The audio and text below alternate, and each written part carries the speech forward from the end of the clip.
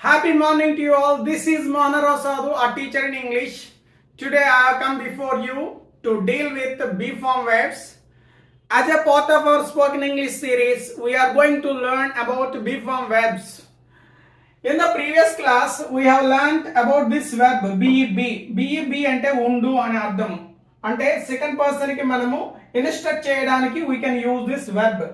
Suppose ధైర్యంగా ఉండు అని చెప్పడానికి be brave. మంచిగా ఉండు బీ గుడ్, ప్రశాంతంగా ఉండు బీ కూల్ అంటూ ఇన్స్ట్రక్ట్ చేయడానికి మనము దీన్ని వాడాము. కానీ ఇప్పుడు నేను ధైర్యంగా ఉన్నాను అని చెప్పాల్సి వచ్చింది అనుకోండి, ఐ బీ బ్రేవ్. ఈ కన్స్ట్రక్షన్ రైట్ ఏనా అంటే రైట్ కాదనే చెప్పుకోవాలి sir. It is a wrong construction.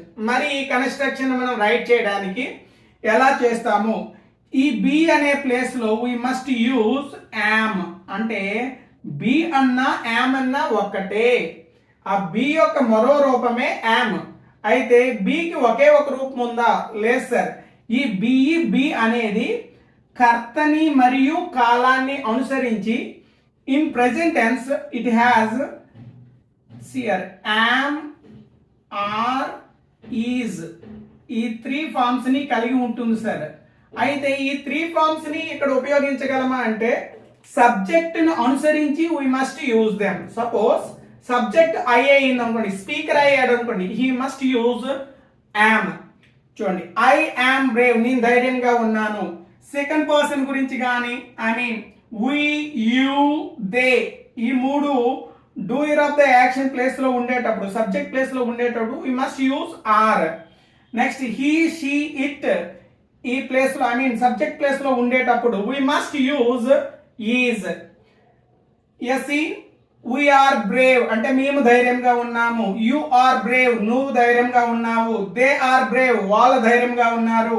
He is Brave చూడండి, ఈ మూడింటితో ఈజ్ వాడాలి. హీ ఈజ్ బ్రేవ్ అతను ధైర్యంగా ఉన్నాడు. షీ ఈజ్ బ్రేవ్ ఆమె ధైర్యంగా ఉంది. ఇట్ ఈజ్ బ్రేవ్ అది ధైర్యంగానే ఉంది. Suppose a dog is there, అది భయపడుతూ లేదులే, అది ధైర్యంగానే ఉంది అని చెప్పడానికి it is brave we can use like that. Forms ఏ సబ్జెక్ట్ ని అనుసరించి ఏ విధంగా ఏ బీ ఫార్మ్ ఫాలో అవుతుంది అనేది కంప్లీట్ గా టేబుల్లో ఇవ్వడం జరిగింది సార్.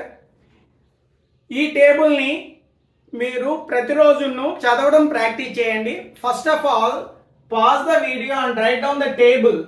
ఈ టేబుల్ ని ఐ మీన్ నోట్ చేసుకొని everyday you must practice reading the table.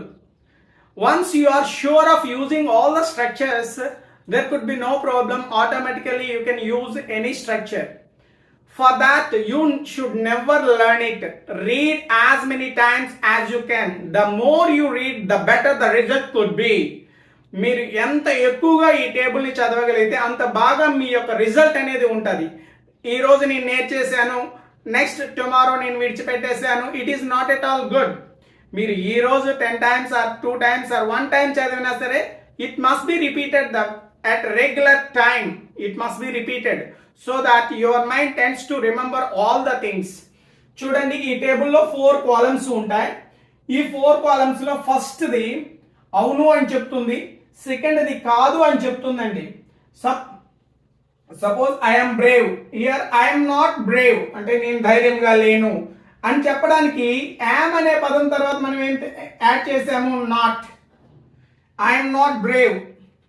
ఈ సెంటెన్స్ ని క్వశ్చన్ గా మార్చడానికి యామ్ ని ఫస్ట్ ప్లేస్ లో రాసి ఐ ని సెకండ్ ప్లేస్ లో రాస్తాం sir. You can see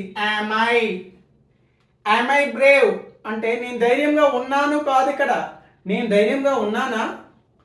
I'm asking a question and it requires answer no reply. చూడండి, నేను ధైర్యంగా లేనా అని అడగాలి. నెగిటివ్ క్వశ్చన్ అడగాలనుకోండి, చూడండి ఇక్కడ యామ్ అనేది ఇక్కడ రాసి as it is you can write it.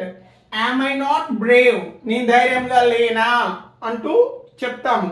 అయితే ఈ బ్లాంక్స్ లో మనము ఒక యాడ్జెక్టివే వాడగలమా? లేదు sir, we can use different things here. We can use all these things.